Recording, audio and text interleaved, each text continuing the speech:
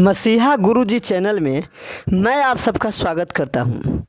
आज मैं जो एसटीईटी एग्ज़ाम 9 सितंबर की हुई थी उसके हिंदी के पहली पाली के शेष प्रश्न मैं बताने जा रहा हूं। पिछला वीडियो में मैंने 36 प्रश्न उसका बताया था और आगे के 24 प्रश्न मैं अभी बता रहा हूं। प्रश्न है, आदिकाल में खरी बोली का प्रयोग किसने किया? तो अमीर खुसरो ने। शेखर एक जीवनी क्या है? तो उपन्यास। थैले पर हिमालय किसकी रचना है? तो धर्मवीर भारती।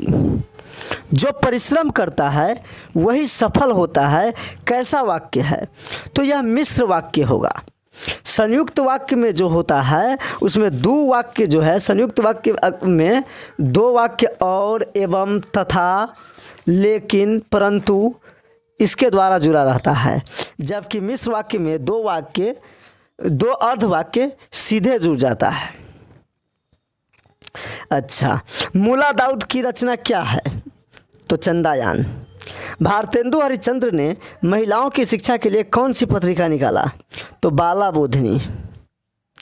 भक्ति आंदोलन को दक्षिण भारत से उत्तर भारत में लाने का श्रेय किसे दिया जाता है? तो रामानंद जी को। रामानंद जी को मतलब कि भक्ति आंदोलन को दक्षिण भारत से उत्तर भारत में लाने का श्रेय दिया जाता है। खरी बोली का प्रथम कवि किसे कहा जाता है? तो हरिऔध जी को, क्योंकि खरी बोली का प्रथम महाकाव्य जो है प्रिय प्रवास है। उठो जागो और तब तक नहीं रुको जब तक लक्ष्य प्राप्त न कर लो, किसने कहा? तो विवेकानंद जी ने कहा। हरी घास पर क्षण भर किसकी रचना है? तो अज्ञेय की। आरजू किस भाषा का शब्द है? तो फारसी के।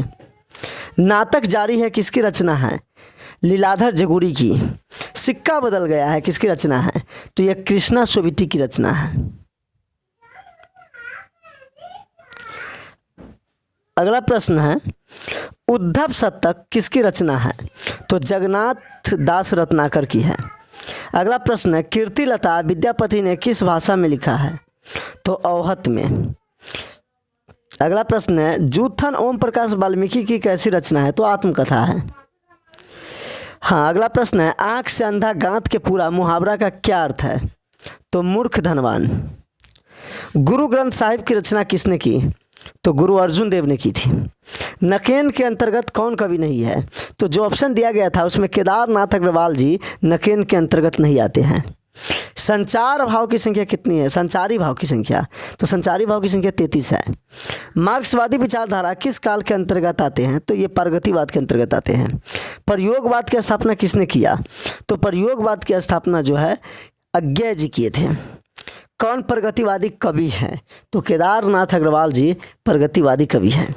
प्रिय प्रवास किसकी रचना है? तो यह हरिऔध जी की रचना है। इस प्रकार जो है 36 और 24 यानी 7 प्रश्न मैंने बता दिया, और बाकी जो प्रश्न हैं वह जब मेरे पास आ जाएगा तो उसका भी उत्तर मैं बता दूंगा। जय हिंद, जय भारत।